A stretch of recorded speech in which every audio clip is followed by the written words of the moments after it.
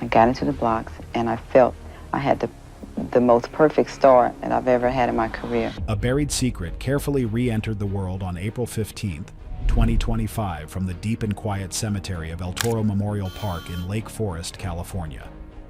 Florence Griffith Joyner's tomb, exhumed after 27 years of undisturbed rest, revealed a shocking truth that had been buried alongside the legendary Olympic sprinter since her untimely death in 1998. What researchers and family members discovered inside the tomb stunned experts and provided fresh perspectives on the life and legacy of one of track and field's most mysterious figures. After the trials, there were some comments made in the paper from some of the athletes criticizing the outfits that I wore, causing a stir in the sports world and beyond. What they found inside challenged long-held assumptions about the iconic athlete's final moments and the legacy she left behind. Star of the Olympic world.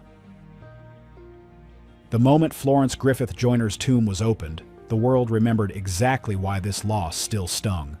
Because inside that tomb wasn't just a woman, there rested a legend, a symbol, the fastest woman alive. And what they found, after 27 years, made one thing clear. The world still hadn't fully understood the depth of who Flo-Jo truly was. Florence Griffith Joyner, popularly known as Flo-Jo, was a celestial racer who blazed across the track and field universe, leaving a lasting impression on the world of athletics. Her mesmerizing speed and captivating style earned her a place in the hearts of fans worldwide, with a still unchallenged world record in sprints, 100 meters in 10 seconds and 200 meters in 21 seconds.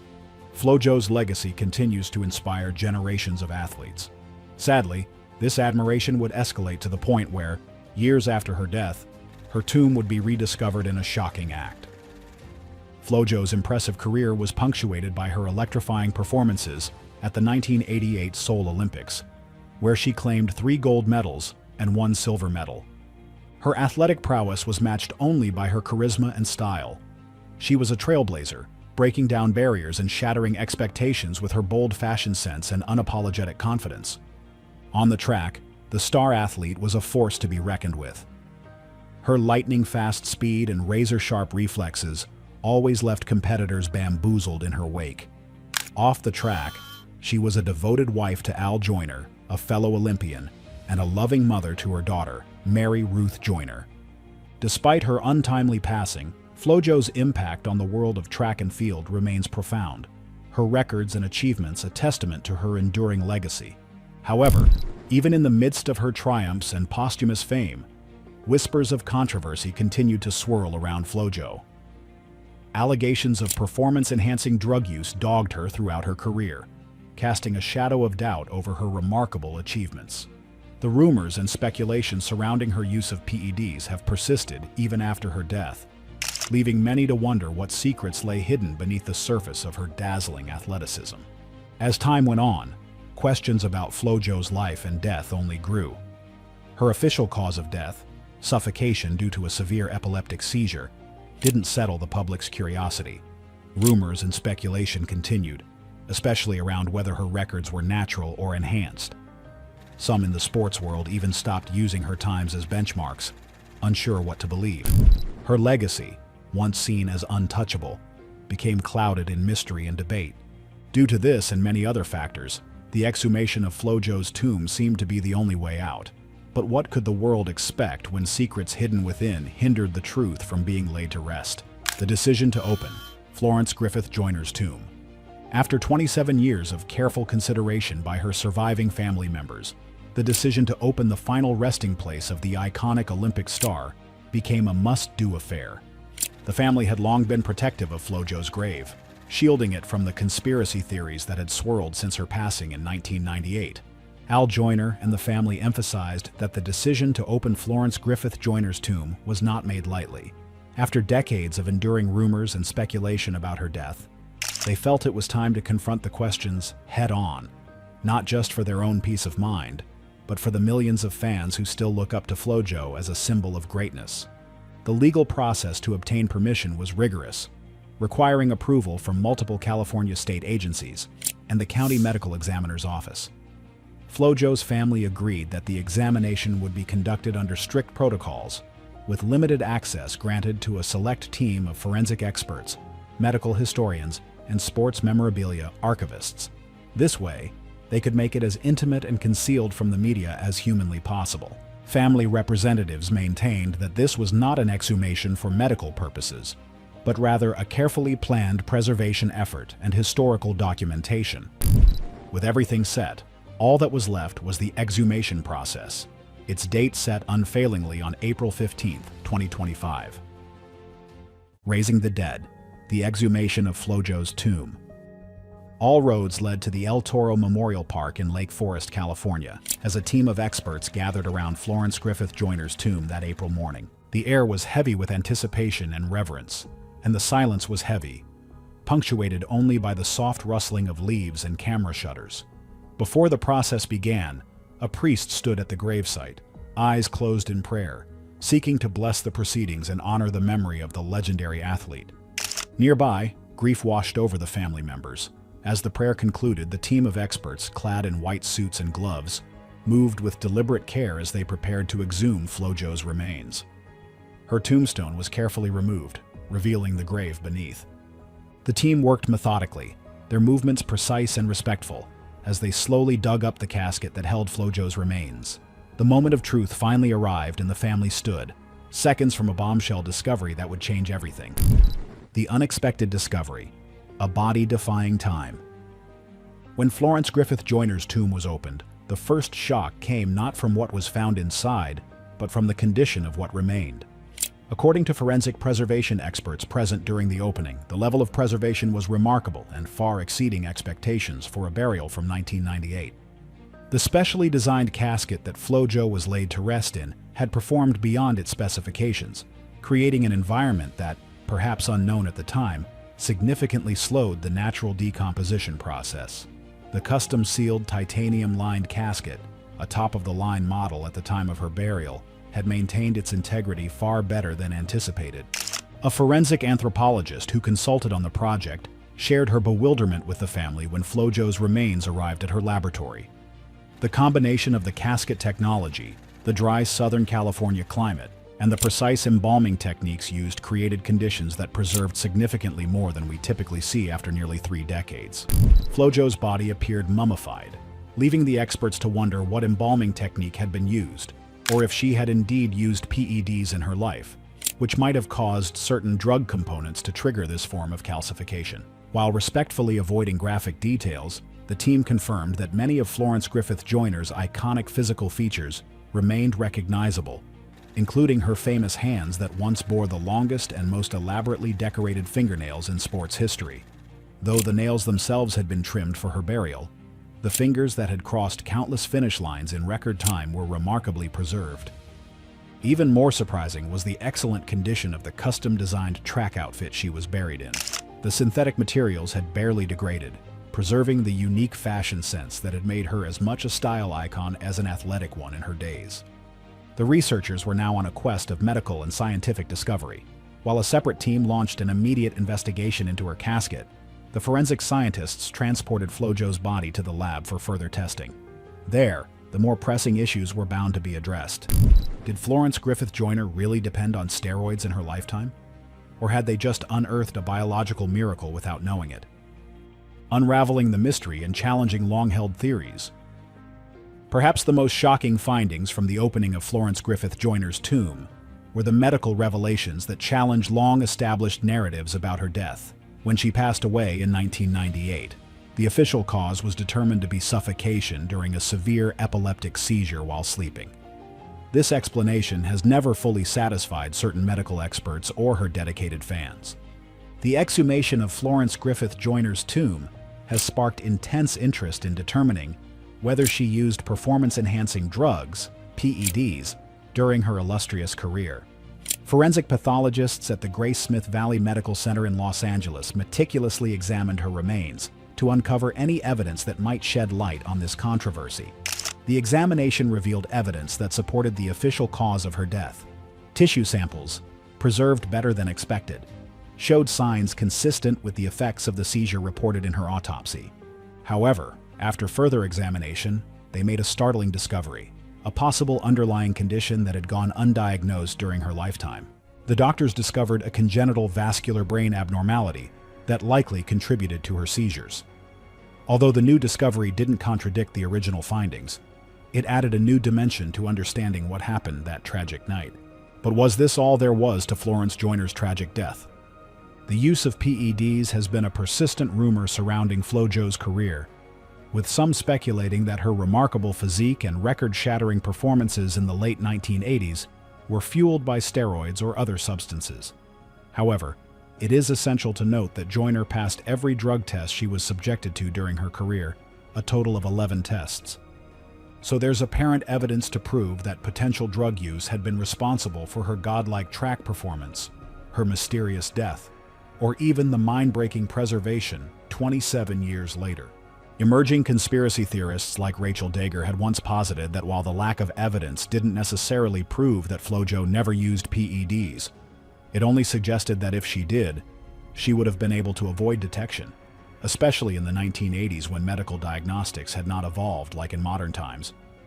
Her argument basically claimed that there was a good chance that the right tests that would have shown signs of drug use had not been a thing back then.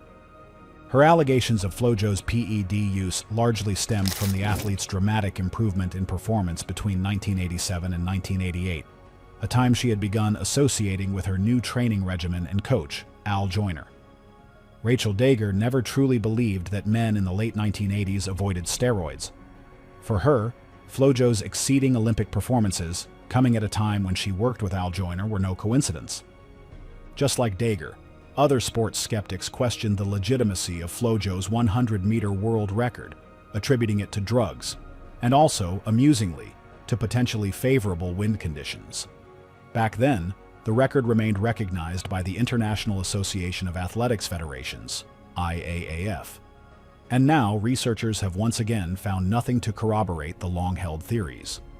What's most significant about these findings is that they reflect medical conditions that were far less understood or diagnosable in the 1990s, Dr. Montgomery noted in her medical journal. The physical examination lasted a total of 47 hours before the researchers drew their conclusion with the evidence derived. Florence Griffith Joyner indeed possessed extraordinary athletic abilities that were not stimulated by drugs but by a deep-seated desire to break protocols and aim for the top. Her unique preservation years after her death still raised puzzled eyebrows. Dr. Montgomery theorizes that perhaps it was due to the exact opposite of the accusations against Flo-Jo. Perhaps she never took steroids all her life. Perhaps the lack of excessive or harmful drug properties in her bloodstream never corrupted her body years after her demise. It was a theory, but the experts found themselves believing it. The report eased the hearts of family and friends who were aware of the procedure. But the entire ordeal didn't end there. Researchers found something even more shocking in the samples extracted from the athlete's remains. And this new find shook both the science and sports communities in ways unimaginable. What they found: a DNA legacy? In another breakthrough discovery, pathologists found remarkably preserved genetic material that offers new insights into what made Flo-Jo physically exceptional. With permission from her family, limited scientific analysis was conducted on tissue samples, revealing some genetic markers associated with extraordinary fast-twitch muscle fiber development and oxygen utilization. Based on the results, Flo-Jo possessed a rare variant of the ACTN3 gene, often referred to as the sprint gene, which essentially created the perfect storm for sprint excellence. These findings help explain what many have questioned for decades: how her performances could be so far ahead of her contemporaries.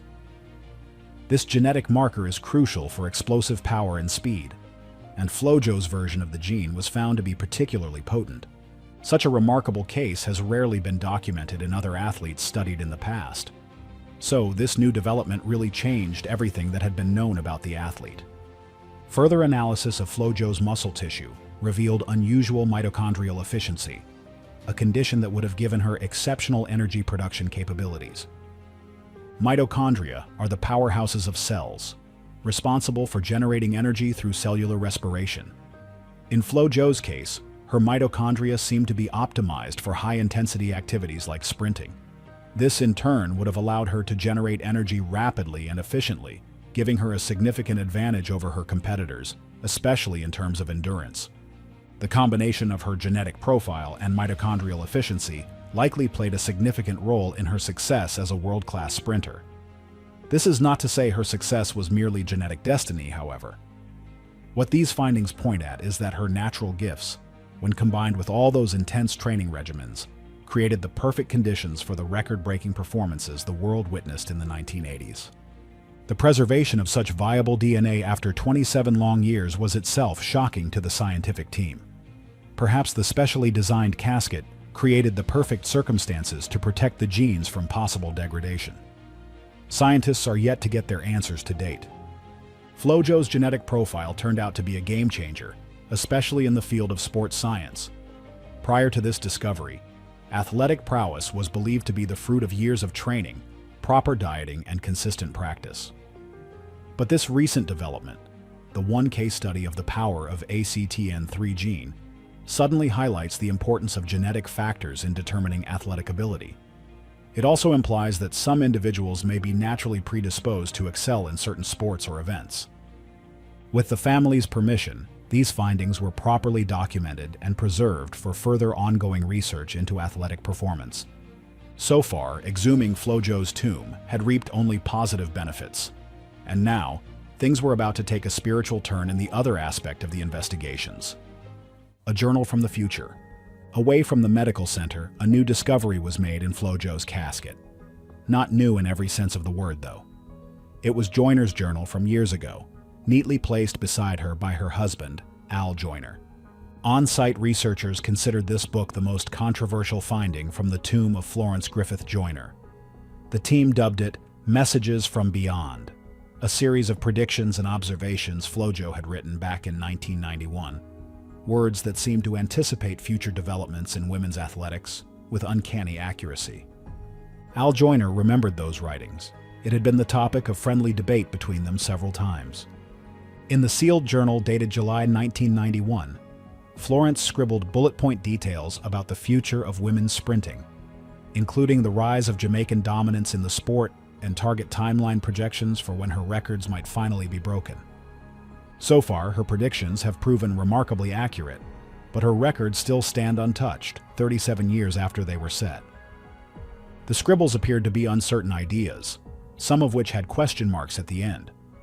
She developed a new approach to training methodologies that would emerge in the 2000s and 10s, and also claimed that most black athletes would excel in specific sports. Even more surprising were her notes about development in shoe design and flexible reforms, many of which have come to pass exactly as she described them. Florence Griffith Joyner clearly possessed not just physical gifts, but an extraordinary understanding of her sport and its potential evolution. Some entries touch on personal matters as well, including racism and gender equality within the system. She hoped for the day women who shone in their respective fields of expertise would be given the respect they deserved. Throughout her life, she faced significant criticism from those who found it difficult to acknowledge her athletic abilities. Bearing that in mind, Flo-Jo looked forward to a time in the future where female athletes wouldn't face the same criticisms. Unfortunately, she never lived to see that future. The more personal details in the journal remain private at the family's request. In hindsight, we can attribute these accuracies to educated guessing from someone deeply immersed in the sport. Flo-Jo was an athlete whose life and death had always contained elements of the enigmatic. Now it has turned into a source of profound discoveries no one would have seen coming all those years ago. Preserving the legacy. What happens now? With the discoveries from Flo-Jo's tomb mounting, attention now turns to how they can be preserved and shared with the world. The family has announced plans for a comprehensive museum exhibition in late 2025 that will showcase selected items belonging to Flo-Jo. This would be done as a means of celebrating her multifaceted legacy.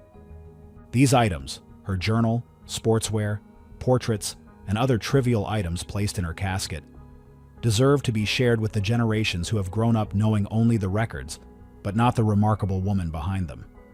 Several academic journals will publish the scientific findings in late August 2025. Although a tough decision, Flo-Jo's family has granted limited research access to the genetic information for medical research purposes. They also wish to extend the underlying cause of death found post-mortem to medical publications. This research could potentially help identify similar conditions in young athletes before they become life-threatening. Thanks to all these developments, the Florence Griffith Joyner Foundation would face new upgrades, both in sports supplies and charity functions for youth athletics.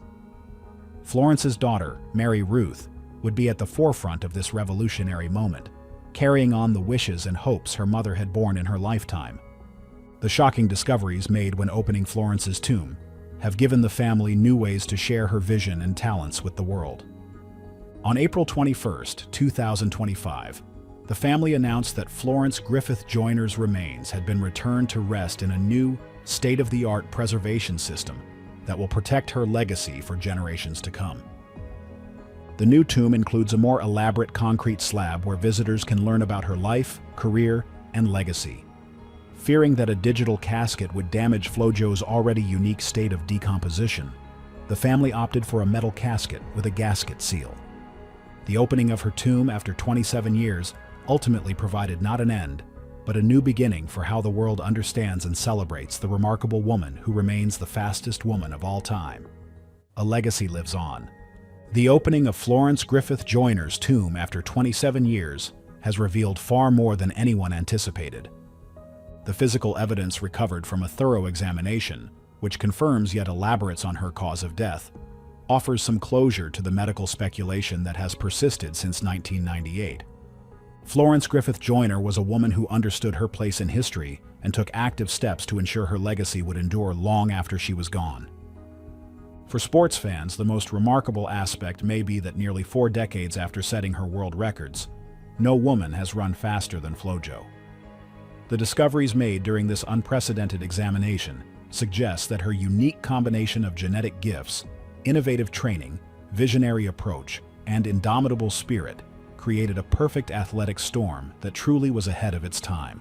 For the longest time, skeptics have discredited her, perhaps out of jealousy and gender and racist sentiments. But after opening her tomb, the world learned troubling facts that challenged contemporary understanding of the legendary athlete while deepening the appreciation for her multifaceted genius. The study of Flo-Jo's genetic markers could offer practical advice to athletes and coaches looking to optimize their training and performance. By understanding the genetic factors that contribute to exceptional athletic ability, more effective training programs could be developed to help athletes reach their full potential. As the findings are carefully cataloged, studied, and eventually shared with the public, one thing becomes abundantly clear. Florence Griffith Joyner was not just a moment in sports history, but a force whose influence continues to reverberate through athletics and science. What was found in her tomb 27 years after her shocking demise doesn't end her story. On the contrary, it simply begins an exciting new chapter in understanding the remarkable icon who lived her life, literally and figuratively, faster than anyone else. What are your thoughts on this? Did Florence Griffith Joyner live up to her name rightfully so? Let us know in the comments below. Thank you for watching, and stick around for more exciting videos like this one.